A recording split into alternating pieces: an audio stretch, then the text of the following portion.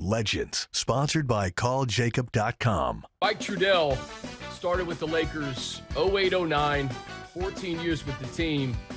If I told you when you were traveling from Minnesota to Los Angeles that you would have this career with the Lakers, what would you say?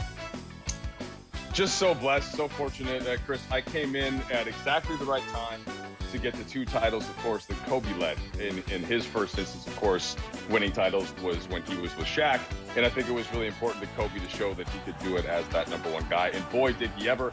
And I remember, Chris, coming onto the plane, and the Wolves, I think, won, 16 or 17 games the previous year. And just looking at the roster, and of course, I was obsessed with League Pass. And I got on the plane and being like, hey, you guys have the best team. And you guys are going to win the title if you stay healthy. You got Bynum coming back, Ariza coming back healthy. You got all of the anger and the fury that Kobe's going to play with this year. And, that ended up happening, of course, later that year in Orlando for that first championship. And the whole thing's been amazing. But that first year, Chris, what a transition it was for me. Your relationship with Kobe, man, I know it was a special one. You did countless walk-offs with him, but you got to know him on a personal level as well. The things that I remember most, I was really concerned when I got that job of making sure that I bring the proper amount of knowledge and respect to the game and to the questions that I'm going to ask this guy.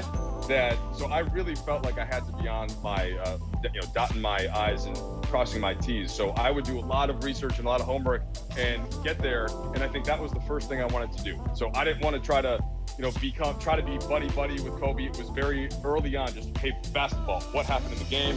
Why? What happened in the matchup? Show him that I had studied the matchup. And so once that got established, and hopefully it did at a certain point, then as the years went on, there was some more of that, elevator chatter or something, where he would come in and I would hear Jay-Z's The Black Album, which I think he listened to on repeat for like the entire 2009-10 season. And, that could become a source of chit chat. So it was hip hop, it was soccer.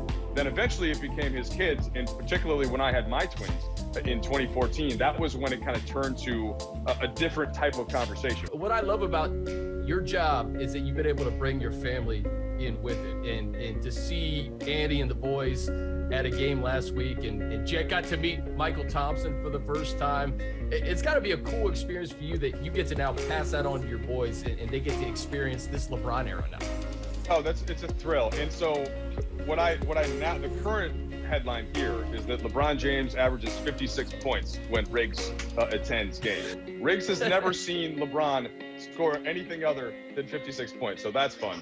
And, when you bring it to the game, Chris, like one of the fun things, in addition to seeing Michael Thompson, there's the great Jim Hill, the legend himself, who's always there. And I can point that out to my boys now. They see him come up on the TV and like, that's Jim Hill. I'm like, yes, Jim Hill.